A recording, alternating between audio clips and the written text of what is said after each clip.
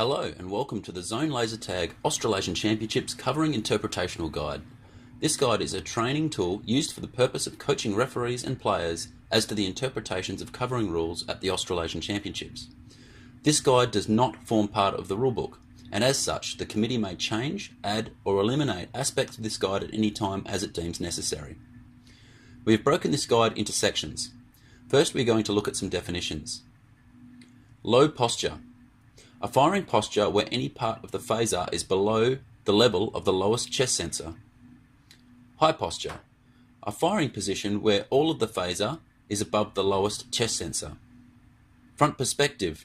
The perspective of a player when facing directly towards the front of their body. Side perspective.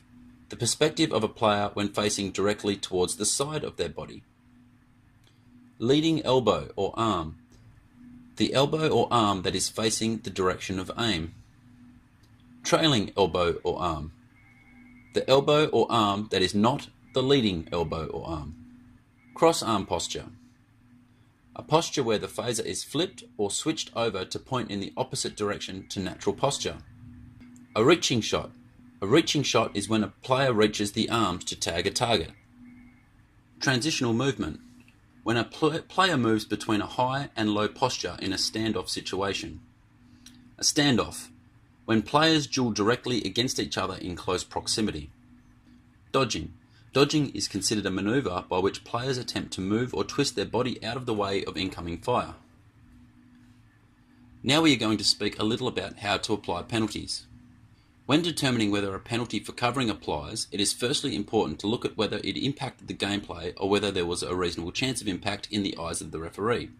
For example, if someone covers to take a base and no one tagged that player, there is still a reasonable chance that the breach could have impacted gameplay and a penalty would still apply. When there is impact or reasonable chance of impact in the eyes of a referee, a penalty will always apply. When there is no impact or no reasonable chance of impact, or if a referee is not 100% certain of a breach, then a verbal penalty may be applied. In very rare circumstances, a level 2 penalty may apply if the covering is deemed to be deliberate and unsportsmanlike.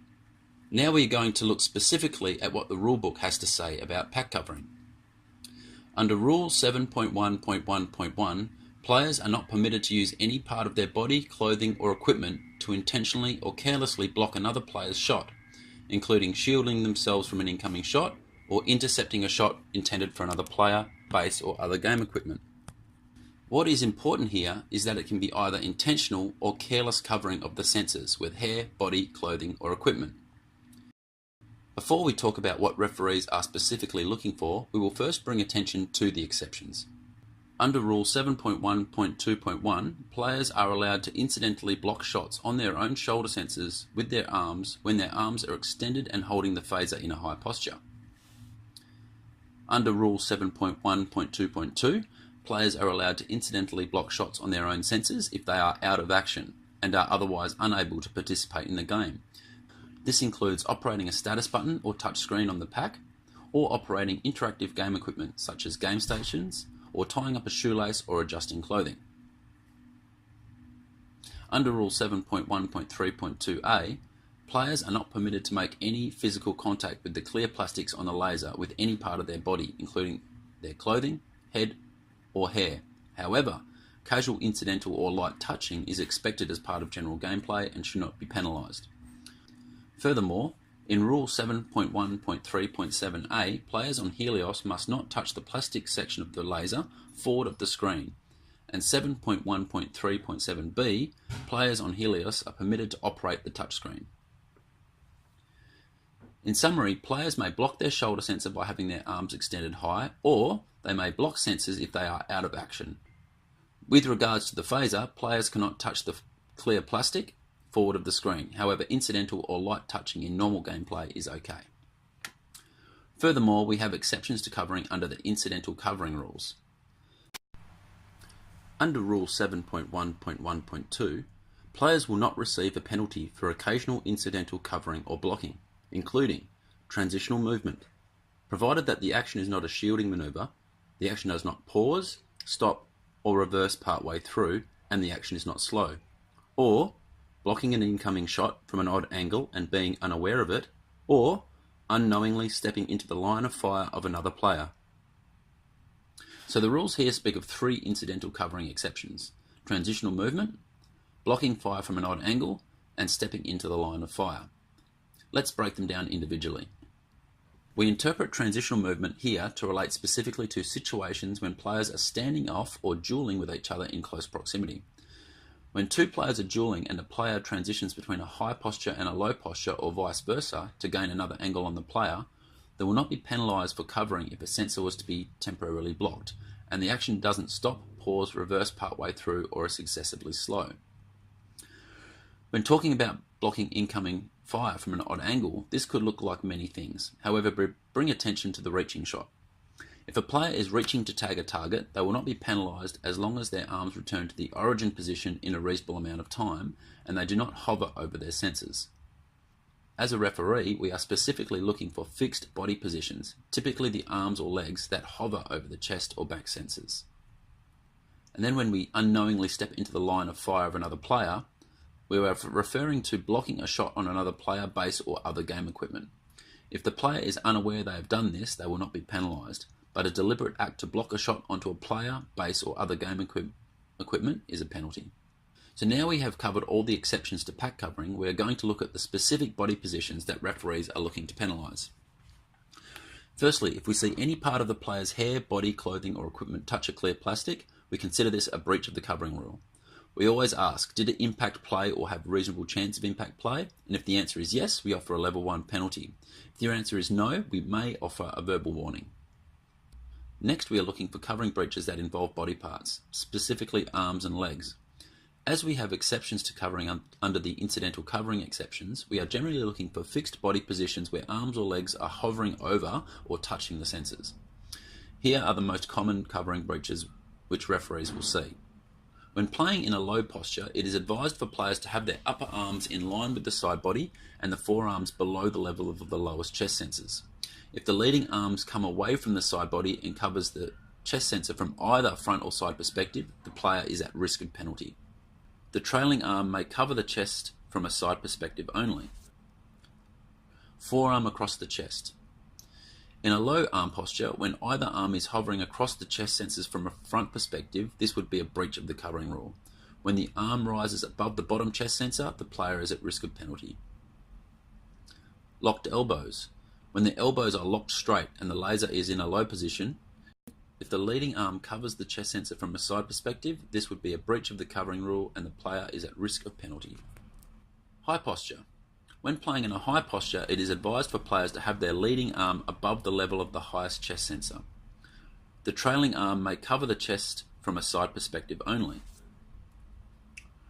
Drooping leading arm.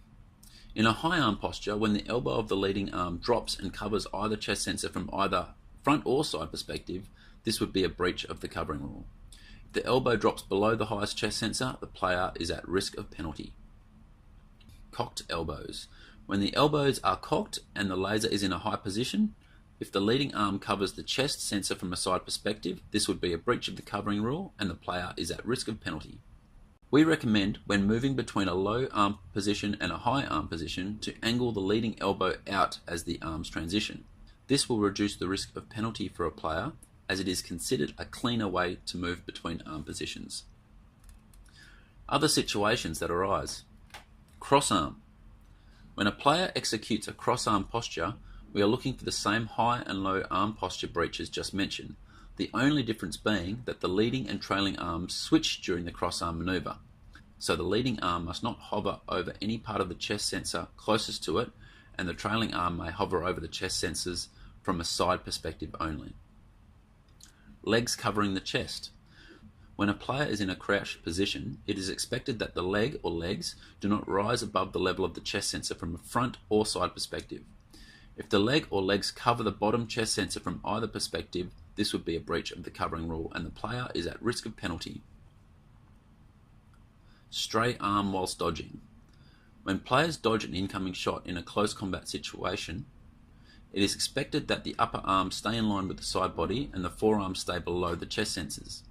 If the upper arms come away from the side body, across the chest or back sensors, this would be a breach of the covering rule and the player is at risk of penalty. Using panels. When a player uses a panel or barrier, that is, they are contacting the panel and firing around it, we generally allow their leading arm to cover the chest or back sensor closest to the panel. This was previously called the impossible shot rule. However, there is greater scrutiny for the trailing arm not to cover the chest sensors from either perspective. This interpretation of the covering rules when using panels becomes irrelevant once the chest sensors protrude past the end of the panel. Once the chest sensors protrude past the end of the panel, normal covering rule applications apply, so the leading arm must be kept well clear of the chest sensors from either front or side perspective. Chin on shoulder. When a player places their chin on the top of their shoulder, this is considered a shielding maneuver and would be at high risk of penalty.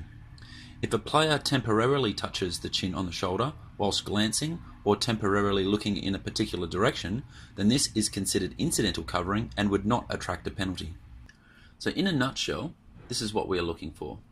Touching of the plastics with any part of the body, hair or clothes, resting of the chin on the shoulder, pressing the phaser on the stomach, crouching with legs covering the chest sensors in any way, fixed body positions where body parts cover the chest sensors such as cocked and locked elbows. Note here that the correct way to play is to keep the bend in the elbows with the upper arms next to the body and the forearms below the level of the chest, or if playing from a high position, to keep the leading elbow up. When playing in low posture, all parts of the forearms should be below the bottom chest sensor. When dodging in low posture or when using arena cover, we are looking for the arm coming away from the side body and covering the chest sensor. When playing in high posture, we are looking for the leading elbow dropping below the level of the top chest sensor. When players are reaching for a shot, we are looking for the non-return of the upper arm to the side of the body. When transitioning, we are looking for a part transition, slow transition, or overly frequent transitioning. When using panels, we are looking for the trailing arm to come back to the side body. When applying penalties, if there was an impact or reasonable chance of impact, a penalty will always apply. If the referee is not 100% certain that a player breached, or there was no impact and no reasonable chance of impact, then a verbal can be applied. In extremely rare circumstances, a level 2 penalty may be applied for deliberate and unsportsmanlike covering. Thank you for watching this guide. If you have any questions, please forward them to the Zone Laser Tag Australasian Championships Committee or one of the head referees at the tournament. Thank you.